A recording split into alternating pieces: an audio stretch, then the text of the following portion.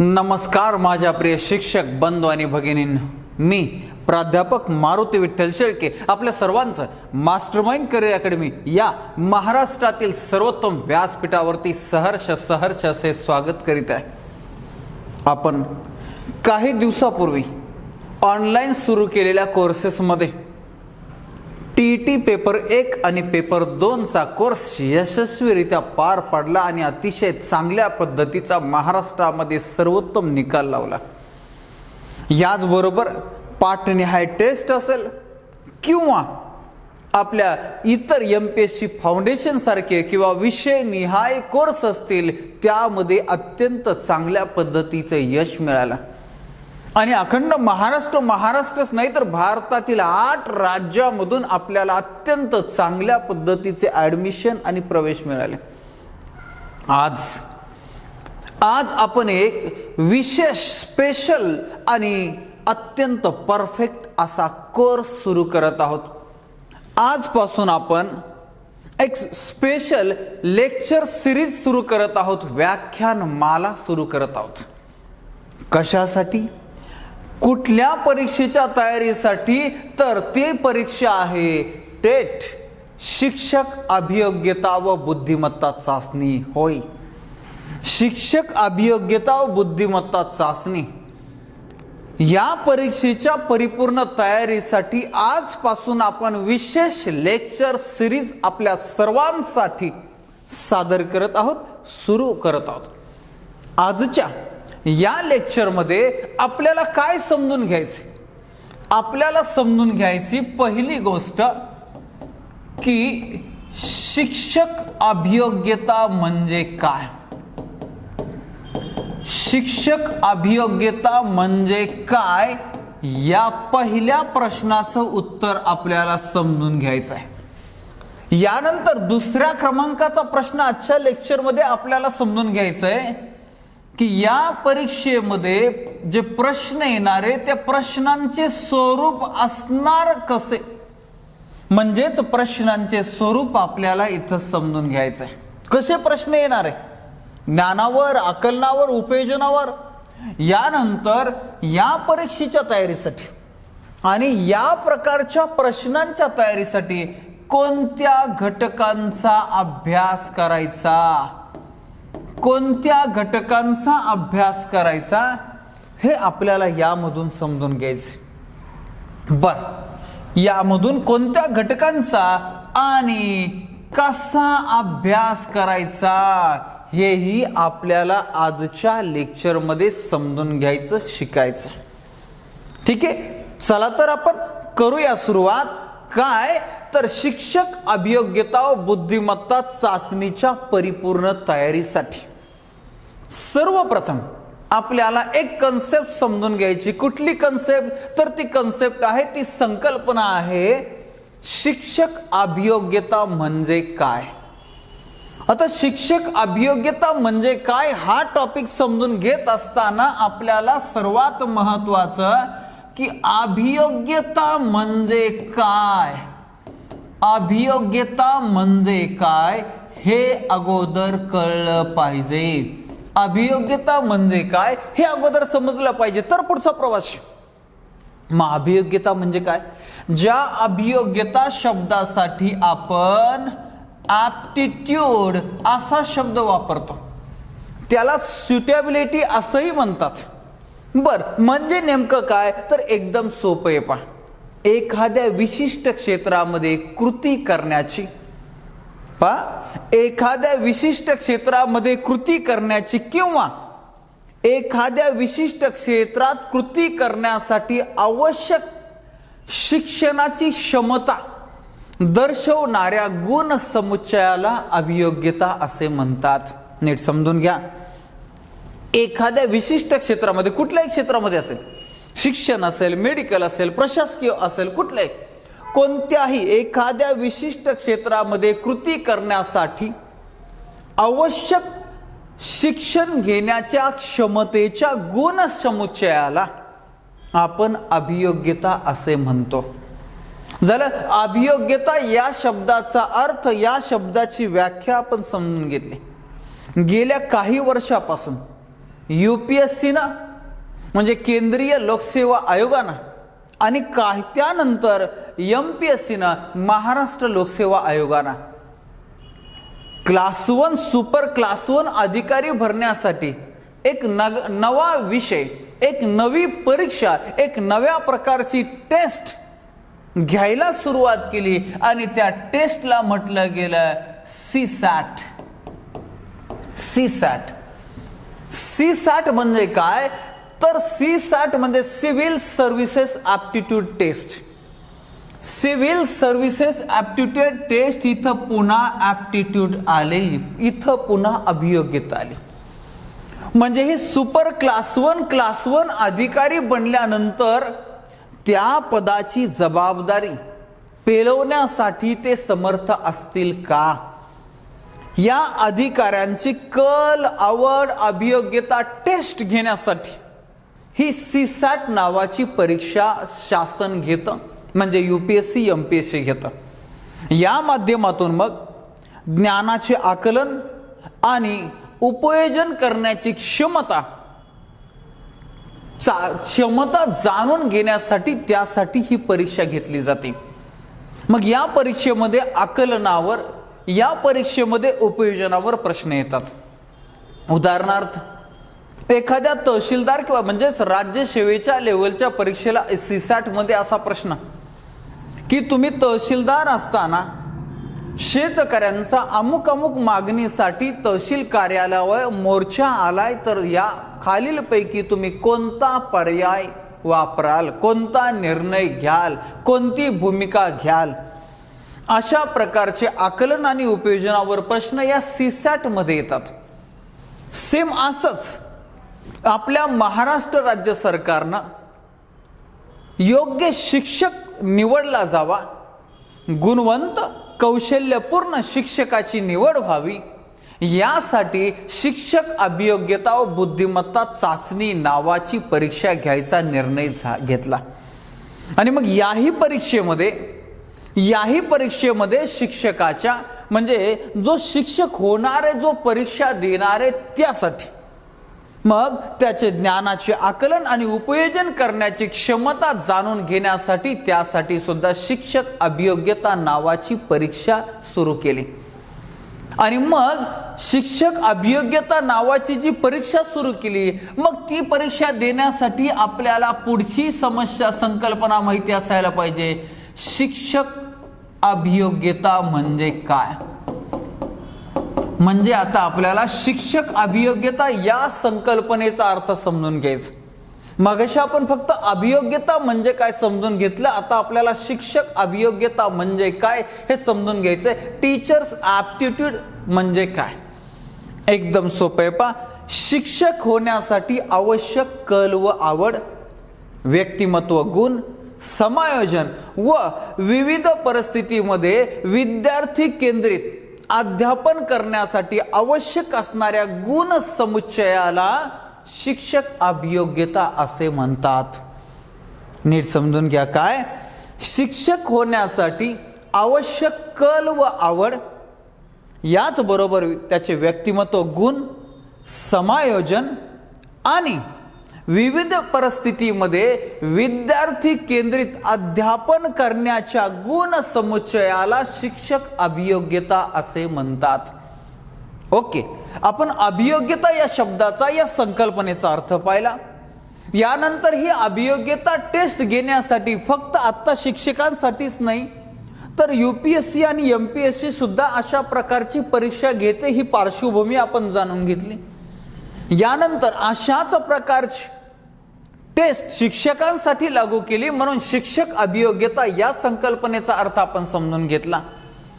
आता शिक्षक अभियोग्यता या संकल्पनेचा अर्थ समजून घेतल्यानंतर आपल्याला हे समजून घ्यायचंय की शिक्षक अभियोग्यता या परीक्षेला प्रश्न कसे असणार आहेत, प्रश्नांचं काय स्वरूप. शिक्षक अभियोग्यता व बुद्धिमत्ता चाचणी असं खरं तर टेट असं खरं तर नाव आहे परीक्षेत. मात्र बुद्धिमत्ता चाचणी हा विषय मी बाजूला काढला, कारण आपल्याला शिक्षणशास्त्र या विषयाकडे यायचंय. आणि या विषयाकडे येत असताना आपल्याला शिक्षक अभियोग्यता ही संकल्पना अगोदर माहिती असायला पाहिजे. आणि मग त्याच्यानंतर या शिक्षक अभियोग्यता परीक्षेमध्ये प्रश्नांचं स्वरूप कसं असणार आहे, प्रश्न कसे असणार आहे. खरं तर आपण 2017 साली झालेल्या टेटच्या परीक्षेमध्ये हा अनुभव घेतलाय. म्हणजे ज्यांनी कुणी परीक्षा दिली त्यांनी प्रश्न तर पाहिलेच, मात्र ज्यांनी परीक्षा दिलेली नाही त्यांनी ते प्रश्न वाचले, त्यांना ते उपलब्ध झालेत. ज्यांना ते उपलब्ध झाले नाही त्या सर्व प्रश्नांची टेस्ट सिरीज विश्लेषणाचे लेक्चर सुद्धा मी आपल्यासाठी उपलब्ध करून देणार आहे. मात्र सध्या आपल्याला शिक्षक अभियोग्यता ही संकल्पना समजून घेतल्यानंतर या परीक्षेमध्ये प्रश्न कसे येणार आहे त्यासाठी प्रश्नांचं स्वरूप समजून घ्यायचंय. मग 2017 नंतर आता 2022 मध्ये ही परीक्षा होत आहे. म्हणजे जवळपास 4 ते 5 वर्षांचा फरक ठेवून ही परीक्षा होत आहे. याचाच अर्थ काय तर 2017च्या प्रश्नांची जी काठिण्य पातळी आहे 4-5 वर्षानंतर ती काठिण्य पातळी राहत नाही. काठिण्य पातळी वाढलेली असते, म्हणून आपल्याला त्या गोष्टीचा त्या दृष्टिकोनातून विचार करून तयारी करायची. आणि मग तयारी करत असताना अजून एक गोष्ट लक्षात असू द्या की सध्या तरी असं दिसतंय की 200 प्रश्न असणार आहेत आणि 200 प्रश्नांसाठी 2 तास वेळ असणार आहे, म्हणजे 120 मिनिटं. याच्यावरून एक गोष्ट लक्षात येते की एका प्रश्नासाठी आपल्याला 36 सेकंदाचा कालावधी आहे. 36 सेकंद. त्यात गणित बुद्धिमत्तेला जास्त वेळ लागणार आहे, इतर विषयांना कमी वेळ द्यायला पाहिजे. म्हणजे तुम्हाला फार कमी वेळेमध्ये एवढे प्रश्न सोडायचेत. यासाठी ज्याचं परफेक्शन आहे, ज्याचा अभ्यास परफेक्ट आहे तोच हे काम करू शकतो. म्हणून लक्षात राहू द्या, टीईटी सारखं आपल्याला फक्त पात्र व्हायचं नाही, पास व्हायचं नाही, तर आपल्याला टॉपचा स्कोर करायचा. आणि तुमच्या सर्वांचं, महाराष्ट्रातल्या सर्वांचं नशीब की आता टीईटी नंतर लगेच स्टेट होते. हा, तुमच्या मनामध्ये संदिग्धता असेल की आता परत टीईटी होणार आहे का लगेच स्टेट होणार आहे, ही संदिग्धता आपल्या हातात नाही ना, ही शासनाच्या हातामध्ये, गव्हर्नमेंटच्या हातामध्ये. म्हणून गव्हर्नमेंट त्याचं पाहिजे, पण आपला अभ्यास आपण चालू ठेवायचा, आपला अभ्यास आपण कंटिन्यू करायचा. चला तर पाहूया मग आपण की आगामी होणाऱ्या 2022 मध्ये होणाऱ्या टेट परीक्षेमध्ये प्रश्न कसे असतील, त्याचे काही सॅम्पल, त्याचं काय उदाहरण आपण पाहूया. नेक्स्ट पहा, प्रश्न क्रमांक 1 आहे अयोग्य विधान ओळखा. मग अयोग्य विधान ओळखा यामध्ये 4 विधानं दिलेत. पहिलं विधान आहे शिक्षकाचा वर्गात अध्यापन करताना विद्यार्थ्याबाबत दृष्टिकोन लोकशाहीवादी असावा. हे विधान बरोबर का चुकीचं तर लोकशाहीवादी असावा हे विधान बरोबर आहे. स्वातंत्र्य, समता, बंधुता या संकल्पना त्याने डोक्यामध्ये ठेवून अध्यापन करावं. दुसरं विधान आहे ब विधान शिक्षकांचा वर्गात दैनंदिन कामकाजामध्ये विद्यार्थ्याबाबत दृष्टिकोन सहकार्यात्मक असावा, सहकार्याची भावना असावी. हेही दुसरं क्रमांकाचं विधान बरोबर आहे. तिसरं आहे पहा शिक्षकाने आपण विद्यार्थ्यांपेक्षा कोणीतरी वेगळे आहोत हे नेहमी स्मरणात ठेवावे. विद्यार्थ्यांपेक्षा आपण वेगळे आहोत अशा प्रकारची भावना शिक्षकानं ठेवू नये, हा उपयोजनाचा प्रश्न आहे. हे विधान चुकीचं आहे. मग चौथं विधान काय शिक्षकाने आपण विद्यार्थ्यांपैकीच एक आहोत असे समजून ज्येष्ठ विद्यार्थी या नात्यानं इतर विद्यार्थ्यांशी वागावे. हे वाक्य जरा आपल्याला वेगळं वाटतंय की एका शिक्षकानं आपण विद्यार्थ्यांपैकी एकच आहोत, फार तर फार ज्येष्ठ विद्यार्थी आहोत या पद्धतीनं वागावं. बरोबर का चुकीचं? पण हे विधान सुद्धा बरोबर आहे. हे विधान सुद्धा बरोबर आहे. याचाच अर्थ काय अ ब आणि ड विधान बरोबर आहे. म्हणजेच आपल्याकडं कुठलं पर्याय आपल्याला चुकीचं शोधायला सांगितलंय आणि मग चुकीचं फक्त क आहे म्हणजे पर्याय क्रमांक 2. बर, अशा प्रकारच्या प्रश्नांचं उपयोजनात्मक प्रश्नांचे उत्तर देण्यासाठी पहिली गोष्ट अशी आहे की तुम्हाला ज्ञान तर पाहिजे ना. ज्या टॉपिकवर हे प्रश्न आहेत, ज्या कन्सेप्टवर हे प्रश्न आहेत त्या कन्सेप्टचं नॉलेज, ज्ञान असायला पाहिजे पहिलं. त्याच्यानंतर ती कन्सेप्ट तुम्हाला समजायला पाहिजे म्हणजे आकलन.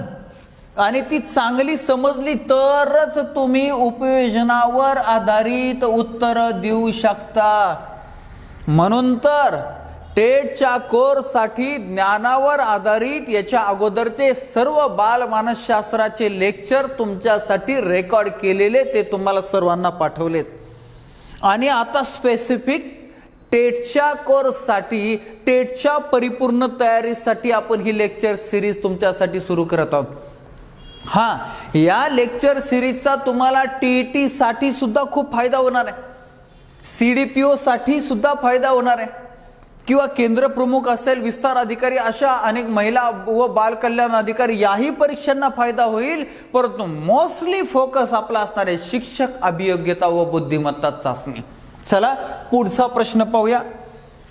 आपल्या अध्यापनामध्ये एक सुरीपणा येऊ नये म्हणून तुम्ही काय कराल? पुन्हा एकदा उपयोजनावर प्रश्न आलाय. आपल्या टीचिंग मध्ये, आपल्या अध्यापनामध्ये एक सुरीपणा, तोचपणा येऊ नये म्हणून काय कराल तुम्ही? पहिला आहे अध्यापनातील सातत्य कमी करू, म्हणजे रोज रोज नाही शिकवायचं, असं कुठं असतं का? हे नाही चालायचं. दुसरा आहे अध्यापनामध्ये विनोद बुद्धीचा उपयोग करू.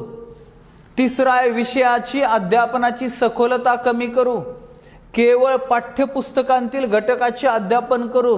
पहा बरं तुम्हाला कुठला पर्याय बरोबर वाटतोय? पहा, असे उपयोजनाचे प्रश्न सोडवायसाठी ज्ञान आकलन अगोदर असायला पाहिजे. तर इथं पहा, हे दुसरं विधान, अध्यापनामध्ये विनोद बुद्धीचा उपयोग करू, बरोबर आहे. विषयाची अध्यापनाची सखोलता कमी करू. सखोलता कमी करू म्हणजे वर शिकू असं चालणार आहे का? अजिबात नाही, हे नाही चालणार. केवळ पाठ्यपुस्तकांतीलच घटकाचे अध्यापन करू म्हणजे फक्त टेक्स्ट बुकच शिकू असं नाही. शिक्षकाला विद्यार्थ्याचा सर्वांगीण विकास साधायचा, यासाठी त्याला सगळ्या शालेय, सहशालेय सगळ्या उपक्रमांचा समावेश मध्ये हे सुद्धा नाही. ओके, याचा अर्थ पहा, आपल्याला काय कराल म्हणून दिलंय तर फक्त एकच विधान बरोबर आहे, ब, आणि म्हणून आपलं उत्तर पर्याय क्रमांक 3 आहे. चला पुढचा प्रश्न नीट चेक करा. तुम्हाला सुद्धा किती प्रश्न येत आहेत, किती विधानं योग्य वाटतात, अयोग्य वाटतात, आणि नंतर अरे असं होतं होय, असं काय वाटतंय, असं किती विधानाबद्दल, प्रश्नांबद्दल वाटतंय. नीट विचार करा. आपण आजच या अशा प्रकारच्या स्पेसिफिक लेक्चर सिरीजला सुरुवात करत आहोत. पुढचा बघा प्रश्न क्रमांक 3. खालील विधाने वाचून योग्य पर्याय निवडा. याच्यामध्ये बघा, शिक्षक अंतर्मुख असला पाहिजे, पहिलं विधान. दुसरा आहे शिक्षक अंतर्मुख नसेल तर त्याच्याबद्दल सहकार्यांचे व विद्यार्थ्यांचे मत बरोबर होत नाही. मग अ विधान बरोबर ब चुकीचे, ब विधान बरोबर अ चुकीचे, दोन्ही बरोबर दोन्ही चुकीचे. नेमकं काय? पहिली गोष्ट, तुम्हाला अंतर्मुख म्हणजे काय कळलं पाहिजे, बहिर्मुख म्हणजे काय कळलं पाहिजे, त्याचे लक्षणं काय, त्याचे फायदे काय, त्याचे तोटे काय, हे तुम्हाला कळलं पाहिजे. तर तुम्हाला सांगतो, शिक्षक अंतर्मुख नसायला पाहिजे. आपल्याच धुंदीत, आपल्याच विश्वात जगणारा नाही, तो समाजशील असायला पाहिजे. समाजामध्ये, आपल्या सहकार्यांमध्ये मिसळणारा तो असायला पाहिजे. म्हणून पहिलं विधान चुकीच. दुसरं पाहूया, शिक्षक अंतर्मुख नसेल तर त्याच्याबद्दल सहकार्यांचे व विद्यार्थ्यांचे मत बरोबर होत नाही, म्हणजे चुकीचे काहीतरी होते. तर हे विधान सुद्धा चुकीचं आहे. कारण का? शिक्षक जर अंतर्मुख असेल तर अशा प्रकारे सहकार्यांची काहीतरी निगेटिव्ह मानसिकता तयार होती, चुकीचं मत तयार होतं, म्हणजे हे विधान सुद्धा चुकीचं आहे. आणि म्हणून आपलं पर्याय क्रमांक 4 उत्तर बरोबर आहे, दोन्ही चुकीचे. चला पुढच्या क्रमांकाचा प्रश्न पाहूया.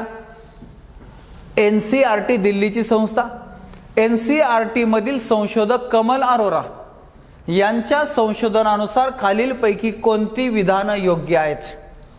पहा, उपयोजनात्मक प्रश्न ते सगळे. पर्याय क्रमांक अ, जे शिक्षक आपल्या अध्यापन व्यतिरिक्त इतर कोणत्याही बाबीकडे, अगदी वेगवेगळ्या परीक्षा देण्याकडेही लक्ष देत नाही, ते प्रभावी ठरतात.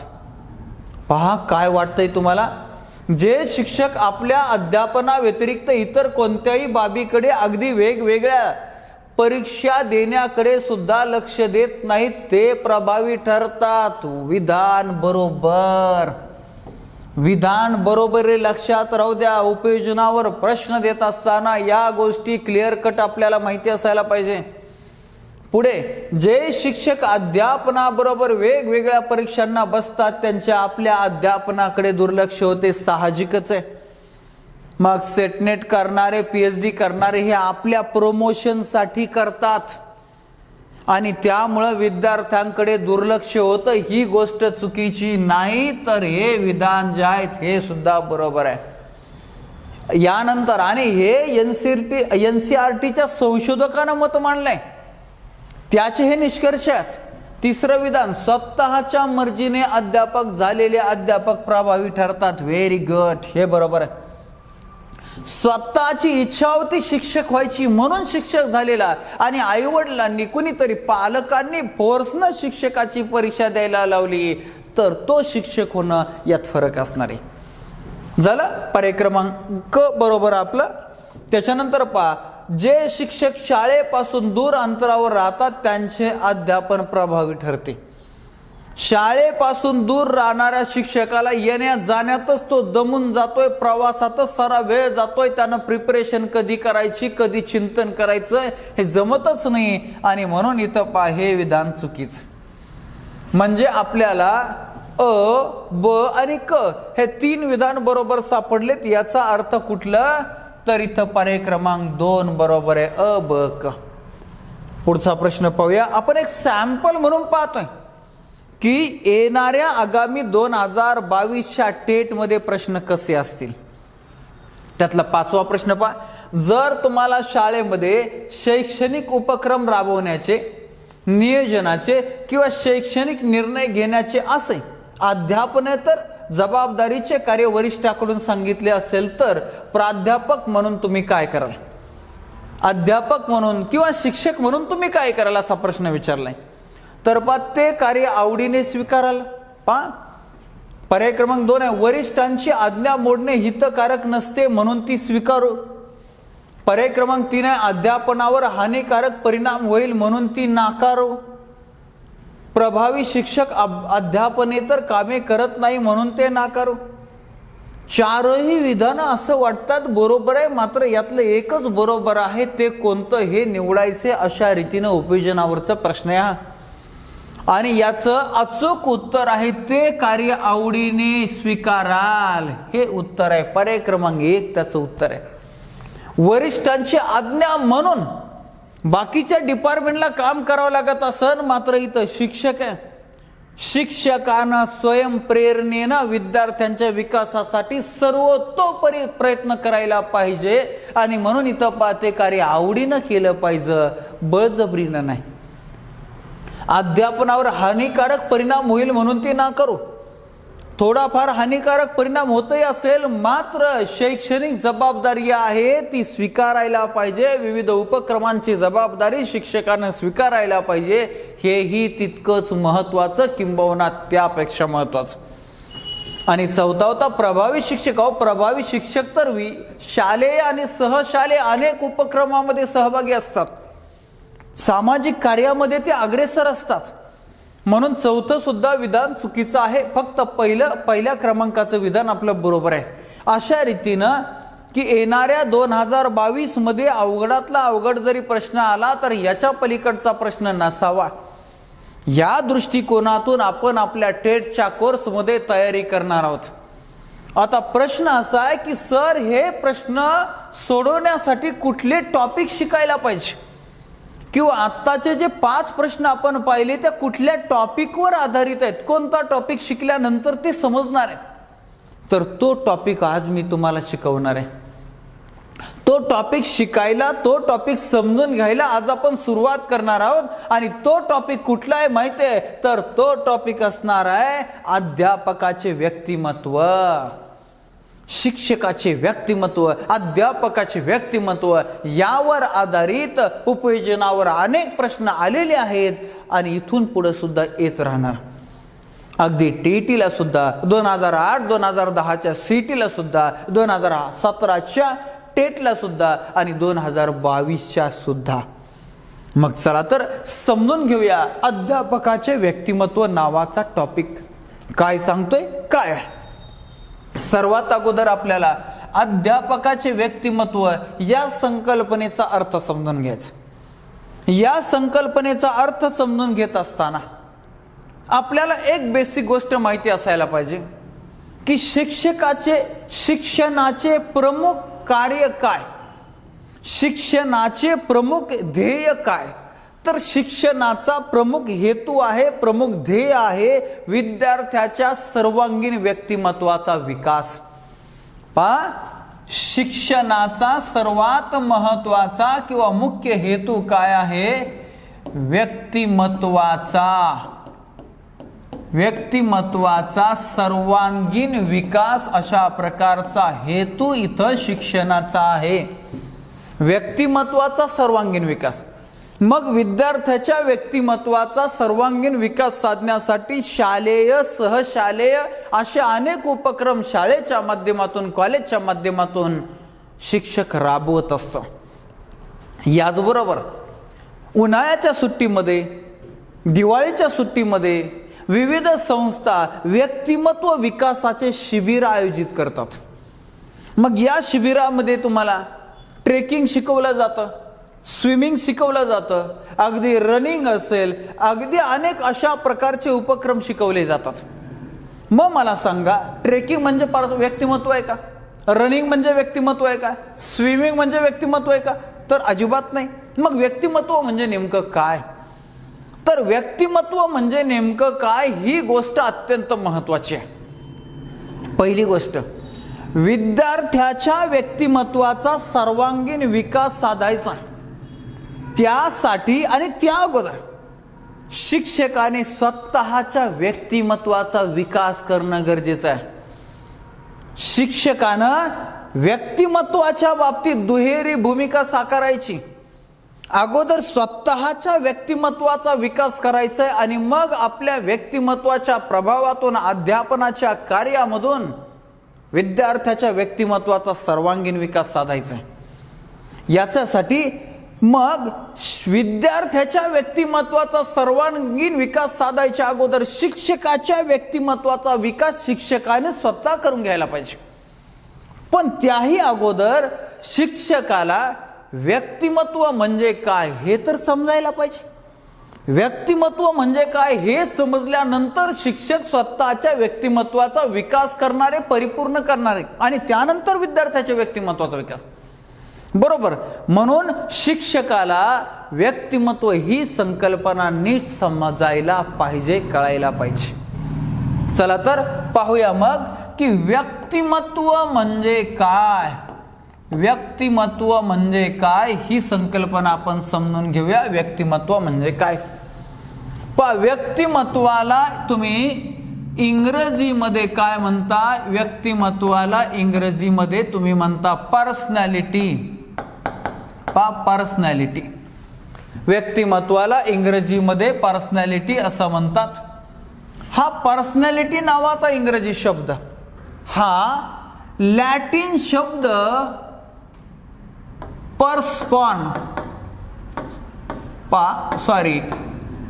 पर्सोना, लॅटिन शब्द पर्सोना या शब्दापासून आलेला आहे. बर, पर्सोना या लॅटिन शब्दाचा काय अर्थ होतो? त्याचा अर्थ होतो मुखवटा, त्याचा अर्थ होतो मास्क. म्हणजे पूर्वीच्या काळी नाटकामध्ये विविध प्रकारचे पात्र साकारण्यासाठी त्या पात्राचं मास्क घातलं जायचं, मुखवटा लावला जायचा अगदी. आणि म्हणून अशा प्रकारचा अर्थ तिथं अभिप्रेत आला. याच पर्सनॅलिटीसाठी ग्रीकमध्ये एक शब्द वापरला जातो पर्सोपॉन. याचा अर्थ होतो, पर्सोपॉनचा काय अर्थ होतो? याचा अर्थ होतो एक्सटर्नल अपीअरन्स, म्हणजे बाह्यातकारी दर्शन, आउटलुक, बाह्यातकारी, बाहेरचं दर्शन जे आहे असा अर्थ होतो. ओके. आपण व्यक्तिमत्व ही संकल्पना समजून घेण्यासाठी अगोदर काय केलं तर अगोदर आपण की याचा शब्दशः अर्थ समजून घेण्याचा प्रयत्न केला. हा शब्दशः अर्थ समजून घेण्याचा प्रयत्न केल्यानंतर मग आपल्याला व्यक्तिमत्व आणि अध्यापकाचे व्यक्तिमत्व या संकल्पना समजून घ्यायचं. तर अध्यापकाचे व्यक्तिमत्व या संकल्पनेवर अनेक मानसशास्त्रज्ञांनी संशोधन केले आणि त्यांच्या संशोधनामधून त्यांनी काही व्याख्या मांडलेल्या आहेत. त्या संदर्भाचा अर्थ सांगण्याचा प्रयत्न केलेला आहे. तो अर्थ आपल्याला समजून घ्यायचा. मग तो अर्थ अगोदर आपण समजून घेऊया की त्यांनी व्यक्तिमत्वाचा अर्थ काय सांगितलेला आहे. काय सांगितलंय चला पहिलं नॉर्मन एलमन यांनी सांगितलेली व्याख्या पाहूया. नॉर्मन एलमन यांनी काय सांगितलंय, व्यक्तिमत्व म्हणजे शरीर रचना, वर्तन विशेष, अभिवृत्ती, अभिरुची, कृती क्षमता, कर्तृत्व आणि कला विशेष यांचे वैशिष्ट्यपूर्ण एकात्म अशी संरचना होय. नॉर्मन एलमन यांची व्याख्या आहे, व्यक्तिमत्व म्हणजे शरीर रचना, वर्तन विशेष, अभिवृत्ती, अभिरुची, कृती क्षमता, कर्तृत्व आणि कला विशेष यांचे वैशिष्ट्यपूर्ण एकात्म अशी संरचना म्हणजे व्यक्तिमत्व. ओके, नॉर्मन एलमन यांची व्याख्या पाहिल्यानंतर दुसऱ्या क्रमांकाची व्याख्या आपल्याला पाहायची जे.बी. वॅटसन. जे.बी. वॅटसन या अमेरिकन वर्तनवादी शास्त्रज्ञांनी व्यक्तिमत्वाची पर्सनॅलिटीची काय व्याख्या सांगितली. व्याख्या सांगितली, व्यक्तीच्या सातत्यानं चालणाऱ्या निरीक्षम अशा वर्तनाच्या समूहाला व्यक्तिमत्व असे म्हणतात. व्यक्तीच्या सातत्यानं चालणाऱ्या निरीक्षम अशा वर्तन समूहाला त्यानं व्यक्तिमत्व असं म्हटलंय. जे.बी. वॅटसनची व्याख्या झाल्यानंतर आपण पुढे जाऊया तिसऱ्या क्रमांकाची, जी अत्यंत अर्थपूर्ण आणि सर्वमान्य झालेली आहे, तर G.W. ऑलपोर्ट यांची. 50हून अधिक व्याख्यांचा समन्वय साधून त्यांनी व्यक्तिमत्वाची व्याख्या बनवलेली आहे. आणि काय व्याख्या आहे, व्यक्तिमत्व म्हणजे स्वतःच्या परिसराशी व्यक्तीचे जे वैशिष्ट्यपूर्ण समायोजन होत असते त्याला कारणीभूत असणारी व वर्तनाला चालना देणारी शारीरिक व मानसिक यंत्रणेची गतिशील संघटना म्हणजे व्यक्तिमत्व आहे. व्यक्तिमत्वाची व्याख्या नीट लक्षात राहू द्या, अशा व्याख्याही परीक्षेला येत आहेत. व्यक्तिमत्व म्हणजे स्वतःच्या परिसराशी व्यक्तीचे जे वैशिष्ट्यपूर्ण समायोजन होत असते आणि त्या समायोजनाला कारणीभूत असणारी व वर्तनाला चालना देणारी शारीरिक व मानसिक यंत्रणेची गतिशील संघटना म्हणजेच समुच्चय म्हणजेच व्यक्तिमत्व होय. ऑलपोर्ट यांची व्यक्तिमत्वाची व्याख्या पाहिल्यानंतर आपल्याला ऑरन यांची एक व्याख्या पाहिजे. ऑरन यांच्या डिक्शनरीमध्ये त्यांनी जी व्याख्या सांगितलेली ती व्याख्या अशी आहे, व्यक्तिमत्व म्हणजे इतरांपासून ठळकपणे वेगळेपणा दर्शवणारे, इतरांपासून ठळकपणे वेगळेपण दर्शवणारे आणि व्यक्तीच्या बोधात्मक, भावात्मक, कार्यात्मक आणि शारीरिक वैशिष्ट्यांचे एकात्म संघटन होय. अशा रीतीनं 4 महत्वाच्या मानसशास्त्रज्ञांनी तज्ज्ञांनी मांडलेल्या व्यक्तिमत्वाच्या व्याख्या, व्यक्तिमत्वाच्या संकल्पनांचा अर्थ आपण समजून घेतला. आता आपल्याला या अध्यापकाच्या व्यक्तिमत्वा संदर्भाची पुढची एक अत्यंत महत्वाची संकल्पना समजून घ्यायची, शिक्षकाच्या व्यक्तिमत्वाची लक्षणं काय. अध्यापकाच्या व्यक्तिमत्वाची लक्षणं काय आहेत हे आपल्याला माहिती असायला पाहिजे. मग याच्यामध्ये बघा, चारित्र्य संपन्नता. स्वामी विवेकानंदांनी सांगितलंय, if wealth is lost nothing is lost, if health is lost something is lost, and if character is lost everything is lost. इतकं महत्व चारित्र्य संपन्नतेला दिलेले. शिक्षकाच्या व्यक्तिमत्वामध्ये सर्वात महत्वाचं गुण, वैशिष्ट्य कोणतं, लक्षण कोणतं, तर चारित्र्य संपन्नता. स्वतः शिक्षक चारित्र्य संपन्न असेल तरच तो चारित्र्य संपन्न विद्यार्थी घडवू शकतो, समर्थ देशाचे नागरिक घडवू शकतो. नाहीतर आडातच नाही तर पोहऱ्यात कुठून येणार अशी परिस्थिती सुद्धा होऊ शकते. पहिलं लक्षण. दुसरा, व्यसनमुक्त. खरं तर एक व्यसनमुक्त युवक, व्यसनमुक्त व्यक्ती हा एक समाज सुधारक असतो. निर्व्यसनी राहणं हेच एक राष्ट्राच्या निर्मितीसाठी घेतलेलं, टाकलेलं पहिलं पाऊल असतं. अगदी तुम्हाला सांगतो, काही शाळांच्या बाहेर तर चहाचे इतके हॉटेल की चहा, ज्याला इंग्रजीमध्ये टी म्हणतात, हा जणू टीचरसाठीच बनलाय. बऱ्याच वेळा चहा हे आपल्याला व्यसन आहे हेच आपल्याला वाटत नाही. जर शिक्षकच व्यसनी असेल तर त्यानं कितीही उपदेश करू द्या, विद्यार्थी व्यसनमुक्त घडू शकत नाही, समर्थ यशस्वी घडू शकत नाही. आणि म्हणून दुसरं लक्षण आहे व्यसनमुक्त शिक्षक. तिसरं आहे शरीर सौष्ठव. शरीर सौष्ठव म्हणजे शिक्षकाची शरीर यष्टी जी आहे चांगली असायला पाहिजे. Sound mind in sound body. नाहीतर एवढी ढेरी आहे, अगदी चहाची बशीच त्याच्यावर ठेवतोय, कप ठेवून तिथंच पितोय, काय उपयोग आहे. उठता बसता आया आया करतोय, गुडघे दुखत आहेत, कोपरं दुखत आहे. त्याच्या शरीराकडे तो बघणार आहे का विद्यार्थ्यांकडे बघणार आहे. आणि म्हणून त्याचे शरीर सौष्ठव सुद्धा चांगलं असायला पाहिजे. त्याच्यानंतर प्रसन्न व्यक्तिमत्व. वर्गामध्ये शिक्षकांनी प्रवेश केल्यानंतर पोरं सुद्धा असे खुल्ले पाहिजे नसते, वा आल्हाददायक वातावरण झालं पाहिजे, प्रसन्न व्यक्तिमत्व. नाहीतर पार 12 वाजलेला. जर शिक्षकच जर खिन्न असेल, उदास असेल तर पोरं. म्हणून प्रसन्न व्यक्तिमत्व एक महत्वाचं लक्षण आहे. ज्ञानसंपन्नता. सखोल विषय ज्ञान असायला पर्याय नाही, तरच विद्यार्थ्यांना परिपूर्ण शिकवू शकतो. एका ठिकाणी मी असं पाहिलं, एक शिक्षक शिकवत होते, इंग्लिश ग्रामरचा डिग्री नावाचा टॉपिक त्यांचा चालू होता बघा, डिग्री. आणि ते शिकवत होते की बाळांनो, पॉझिटिव्ह डिग्री असते, त्या पॉझिटिव्ह डिग्रीमध्ये एखादं विशेषण असलं, फॉर एक्झाम्पल टॉल, तर कंपॅरेटिव्ह डिग्रीमध्ये काय करायचं, कंपॅरेटिव्ह डिग्रीमध्ये त्याला ER प्रत्यय लावायचा, म्हणजे टॉलर असं होतं. आणि सुपरलेटिव्ह डिग्रीमध्ये EST प्रत्यय लावायचा, टॉलेस्ट असं होतं. ठीक आहे म्हणलं सर, बरोबर आहे. क्लेवर, क्लेवरर, क्लेवरस्ट अशी त्यांनी बरेचसे उदाहरणं दिले. त्याच्यानंतर मग कुणीतरी एका विद्यार्थ्याने विचारलं, सर हे आमच्या पुस्तकामध्ये हे ब्युटिफुल आलंय, हे ब्युटिफुलला पण ER प्रत्यय लावायचा का, ब्युटिफुलर, ब्युटिफुलेस्ट? म्हणले नाही नाही तसं नाही. मग काय करायचं म्हणले, मग याच्या अगोदर मोर किंवा मोस्ट प्रत्यय द्यायचा, अगोदर लिहायचं आणि मग ब्युटिफुल. मग विद्यार्थ्यांनी विचारलं, का हो सर असं, इकडं ER EST इकडं मोर मोस्ट? मग गुरुजी म्हणते, तिचे ना मोठाले मोठाले शब्द असले का मग मोर मोस्ट लावायचं. आता मोठाले मोठाले म्हणजे किती मोठाले याचा बी मेळ लागा ना. आणि आलं परीक्षेला एक बारका शब्द, ऍक्टिव्ह. ऍक्टिव्ह पोरं म्हणले बारका शब्द लिहा, ऍक्टिव्हर, ऍक्टिव्हिस्ट, झालं घोटाळा, चुकलं. मग हे जर डिटेल शिक्षकालाच माहिती नाही, म्हणजे जर ज्ञान संपन्नता नसेल, सखोल विषय ज्ञान नसेल, तर शिक्षकाचं अध्यापन आणि शिक्षकाचं कार्य तो परिपूर्णरित्या करू शकणार नाही. म्हणून शिक्षकानं सातत्याने अभ्यास करत राहायला पाहिजे. तो सातत्याने विद्यार्थी बनून राहायला पाहिजे. ज्ञान ग्रहण त्याचं सातत्याने चालू असायला पाहिजे. पुढचं लक्षण आहे अध्यापन कौशल्य.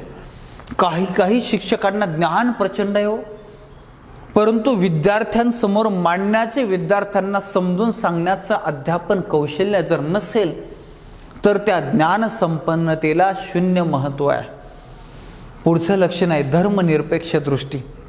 अलीकडच्या काळामध्ये जातीभेद, धर्मभेद एवढे टोकाला गेलेत, आणि हे जर जातीभेद, धर्मभेद नष्ट करून एक निकोप वातावरण तयार करायचं असेल तर सगळ्यात महत्त्वाची जबाबदारी आहे शिक्षक धर्मनिरपेक्ष, जात निरपेक्ष असायला पाहिजे. याच्यानंतर पुढं लोकशाही वृत्ती, स्वातंत्र्य, समता, बंधुता आदी लोकशाहीच्या संकल्पना, लोकशाहीची मूल्य शिक्षकामध्ये आधी रुजलेले पाहिजे. त्याच्या वर्तनातून ते दिसायला पाहिजे, तर ते विद्यार्थ्यांमध्ये रुजणार आहेत. पुढे जीवनविषयक दृष्टिकोन. शिक्षकाचा जीवनविषयक दृष्टिकोन अत्यंत आदर्श, सकारात्मक असायला पाहिजे. किती आयुष्यामध्ये संकट येऊ द्या, तो नैराश्यात गेलेला नाही पाहिजे. सकारात्मक विचारानं त्याचा दृष्टिकोन जर असेल तरच तो विद्यार्थी घडवू शकतो. यानंतर निर्भयता. सत्याला साथ देणारा आणि असत्याच्या समोर विरोधी उभा राहणारं निर्भय व्यक्तिमत्व शिक्षकाचं असावं. यानंतर निष्पक्ष. एखाद्या कुठल्या पक्षाची जाहिरात करणारा, एखाद्या कुठल्या नेत्याचा कार्यकर्ता असा शिक्षक असून चालत नाही. तो निष्पक्षी असायला पाहिजे, निरपेक्ष असायला पाहिजे. त्याच्या डोक्यामध्ये एकच गोष्ट असायला पाहिजे, विद्यार्थी विमुक्ता, विद्यार्थ्याचं हित, विद्यार्थ्याचं कल्याण. विद्यार्थ्याच्या दृष्टिकोनातून आपल्याला मॅक्सिमम काय करता येईल याचा विचार त्याच्या डोक्यामध्ये 24 तास अखंडपणे सुरू राहायला पाहिजे. त्याचं नियोजन त्यानं केलं पाहिजे. बऱ्याच वेळा मी तुम्हाला सांगतो की जेव्हा एकदा सरकारी शिक्षक झाला तेव्हा 90% किंवा त्यापेक्षा जास्त शिक्षक प्रिपरेशन करत नाही. काय शिकवायचं याचं नियोजन नसतं. मग वर्गात गेल्यानंतर परवा द्या पुस्तक इकडं, काय शिकवायचं बघू इकडं, आणि मग गुरुजी वाचून दाखवणार. उपयोग काय? तर त्याच्यानंतर समाजभिमुखता, आपण ज्या समाजामध्ये राहतो त्या समाजाचं काहीतरी देणं लागतो. समाजानं आपल्यासाठी काय केलं यापेक्षा आपण समाजासाठी काय करतो याचा विचार करणारा समाजशील समाजभिमुख शिक्षक असायला पाहिजे. शिक्षकाच्या व्यक्तिमत्वाची ही महत्वाची लक्षणं. यानंतर पुढचा टॉपिक आपल्याला पाहायचा आहे व्यक्तिमत्वाचे निर्धारक घटक. हे पाहिल्यानंतर याच्यावर उपयोजनात्मक प्रश्न कसे येतात हे तर पाहायचंच आपल्याला.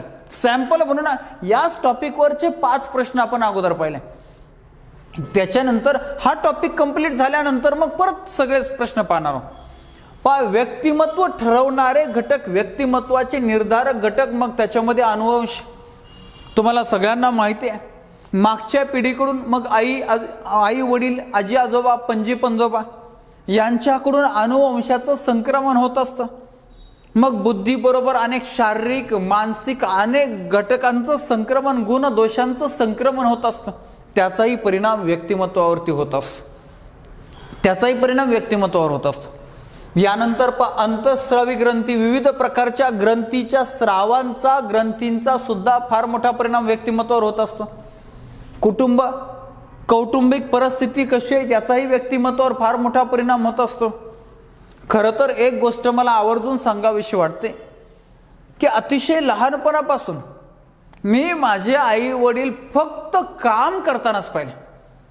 रात्रंदिवस शेतामध्ये कष्ट करायचे, राबायचे. त्यांच्याकडून ही संस्काराची शिदोरी मला मिळाली की रात्र दिवस काम केलं तरी थकना मना आहे, मला कधी थकल्यासारखं जाणवत नाही किंवा काय नाही. हे कष्टाचे संस्कार कुटुंबाकडून आपल्या सर्वांना मिळालेले आहेत. त्याच्यानंतर पुढे शाळा हे वेगळ्या वेगळ्या प्रकारच्या वातावरणाच्या शाळा असतात. त्या शाळांचाही प्रभाव मोठा पडत असतो. शेजारचा सुद्धा प्रभाव पडत असतो. मित्र परिवाराचा स्वभाव सुद्धा पडत असतो. आपण कोणत्या वयोगटात, आपण कोणत्या प्रकारच्या लोकांमध्ये राहतो तशा प्रकारचे घडत असतो. लक्षात राहू द्या. म्हणून तर सुसंगती सदा घडो किंवा अशा प्रकारचे अनेक विचार, अनेक तत्वज्ञान सांगणारे विचार आपल्याला माहिती आहेत. भौगोलिक परिस्थिती सुद्धा महत्वाची. आणि यानंतर अलीकडच्या काळामध्ये प्रसार माध्यम सुद्धा व्यक्तिमत्व घडवण्यामध्ये मोठी भूमिका राबवत आहेत. बऱ्याच वेळा ही प्रसार माध्यम घडवण्यापेक्षा बिघडवण्यामध्येच सहभागी आहेत. कसे का असना पण परिणामकारक आहेत. चला, व्यक्तिमत्वाच्या निर्धारक घटकामध्ये हा घटक थोडासा आपल्याला विस्तारानं पाहायचा. अगदी विज्ञानासारखं नाही, परंतु मानसशास्त्राच्या, शिक्षणशास्त्राच्या दृष्टिकोनातून अध्यापकाच्या व्यक्तिमत्वावर किंवा अध्यापकाचे व्यक्तिमत्व या टॉपिकवर आतापर्यंत कसे प्रश्न आलेत या टॉपिकवर, तर ते आपल्याला समजून घ्यायचे. चला तर तो भाग पाहूया. काही महत्वाच्या ग्रंथी आहेत. या ग्रंथींचे ग्रंथीस्राव, ते कुठं, त्यांचं स्थान कुठे, त्या ग्रंथीस्रावाचं ते काय कार्य करतात आणि त्यांचे वेगळे वेगळे परिणाम हे आपल्याला समजून घ्यायचे. फार सोपं आहे. पहिल्या क्रमांकाची ग्रंथी जी आहे मस्तक ग्रंथी. मस्तक ग्रंथी नावाची जी ग्रंथी आहे त्या ग्रंथीचा ग्रंथीस्राव कोणता आहे, तर तो इंग्रजी शब्द तुम्हाला माहिती असेल, विज्ञानामध्ये तुम्हाला गेला असेल, पिट्युटरी. हा ग्रंथीस्राव आहे. हा कुठं असतो, तर मेंदूच्या तळभागामध्ये हा असतो. ओके. हा काय काम करत असतो, तर हा अस्थि व स्नायूंची वाढ घडून आणत असतो. याचबरोबर इतर ग्रंथींवर नियंत्रण ठेवण्याचं काम सुद्धा या मस्तक ग्रंथी करत असतो. ओके. आता या ग्रंथीच्या कमी स्रावाने काय होतं आणि जास्त स्रावाने काय होतं याच्यावरही प्रश्न परीक्षेला विचारले जातात. मग कमी स्राव जर झाला तर वाढ खुंटते, मुलं खुजी होतात कमी स्रावाने. आणि जर जास्त स्राव झाला तर मुलांची उंची प्रचंड वाढते, मुलांची उंची वाढते, मुलं उंच आणि धिप्पाड शरीरयष्टीचे होतात. अशा रीतीने या ग्रंथीचा हा परिणाम आहे, परीक्षेला आलेला आहे. आता पुढे जाऊया. दुसऱ्या प्रकारची ग्रंथी पाहिला, कंठ ग्रंथी.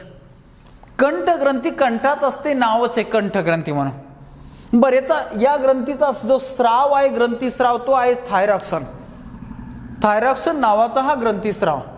बरं, हा ग्रंथीस्राव काय काम करतोय, तर आपल्या स्मरण आणि बौद्धिक कार्यासाठी तो मदत करत असतो. स्मरणासाठी आणि बौद्धिक कार्यासाठी तो मदत करत असतो. आणि मग त्याच्या कमी स्रावाने किंवा अतिस्रावाने काय परिणाम होतो, याच्यावर परीक्षेला प्रश्न येतात.